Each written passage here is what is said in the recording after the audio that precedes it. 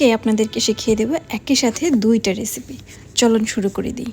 নিয়েছি আজকে শুটকি, বড় সাইজের শুটকি ছিল, সেগুলোকে খুব ভালোভাবে টুকরো টুকরো করে কেটে নিয়েছি, ময়লাগুলো পরিষ্কার করে নিয়েছি। তারপর ভেজে নিচ্ছি খুব ভালোভাবে। ভাজা হয়ে গেলে এখন ফ্রাই প্যানে রসুন কুচি, পেঁয়াজ কুচি আর কাঁচামরিচ কুচি দিয়ে দেব।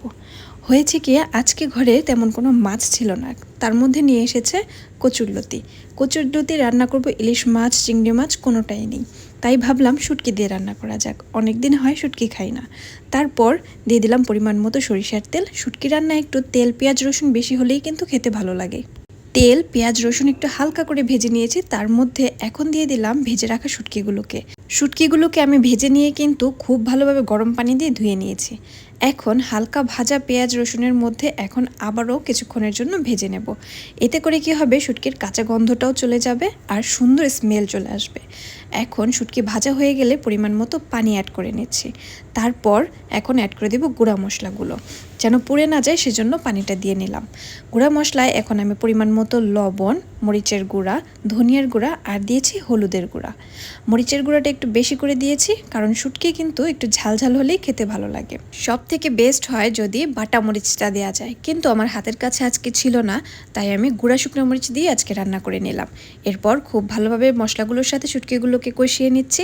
আর কষানো হয়ে এলে এ পর্যায়ে আমি এখন অ্যাড করে নেব কেটে রাখা, ধুয়ে রাখা কচুরলতিগুলোকে আমি জাস্ট কেটে আর ধুয়ে নিয়েছি, আর একটু মোটা সাইজেরগুলো এনেছিল সেজন্য আমি মাঝখান থেকে কেটে নিয়েছি। আমি কিন্তু কচুরলতি কখনোই ভাপ দিয়ে অথবা অন্য কোনোভাবে রান্না করি না, এভাবেই রান্না করি। এতে আমার কখনোই কোনো গলা চুলকানো অথবা অন্য কোনো সমস্যা হয়নি, তাই আমি ডাইরেক্টলি এভাবেই রান্না করি।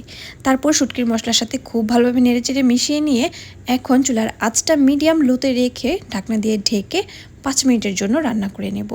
এই লতি সিদ্ধ হতেও কিন্তু খুব বেশি একটা সময় নেয় না, ঠিক 5 থেকে 8 মিনিটের মতো ঢাকনা দিয়ে ঢেকে রান্না করে নিলেই কিন্তু সেদ্ধ হয়ে যায়। খুব ভালোভাবে মেশানোর পর যখন ঢাকনা দিয়ে ঢেকে তারপর রান্না করার পর দেখুন কত সুন্দর একটা কালার চেঞ্জ এসেছে, আর স্মেলও ঘরে কিন্তু খুব ভালোভাবে ছড়িয়ে গেছে। যখন আপনারা রান্না করবেন বুঝতেই পারবেন। এরকম বড় শুটকি থাকলে আপনারা রান্না করতে পারেন, অথবা চাপা শুটকি দিয়ে রান্না করলে কিন্তু এর টেস্ট আরও বেশি হয়। আমার হাতের কাছে ছিল বড় শুটকি, আমি বড় শুটকি দিয়েই রান্না করেছি, আর আমার হাজব্যান্ড এই শুটকিটা দিয়ে খেতে আরও বেশি পছন্দ করে। এই শুটকির মধ্যে একটা ইলিশ ভাব ঘ্রাণ আছে, তার জন্য লতি দিয়ে রান্না করলাম। যেহেতু ইলিশ মাছ নেই, ইলিশ মাছের কাজটাও হবে, আমার লতি খাওয়াটাও হয়ে যাবে। যাই হোক, এ পর্যায়ে আপনারা কিন্তু দেখে বুঝতেই পারছেন আমার লতিটাও সিদ্ধ হয়ে এসেছে, আর শুটকিটাও একদম খুব ভালোভাবে মিশে গেছে লতির সাথে। এখন আর কিছুই না, একটু জাস্ট নেড়ে চেড়ে কিছুক্ষণ সময়ের জন্য রান্না করে নামিয়ে নিলেই কিন্তু কচুরলতি দিয়ে শুটকি তরকারি রান্না একদম রেডি।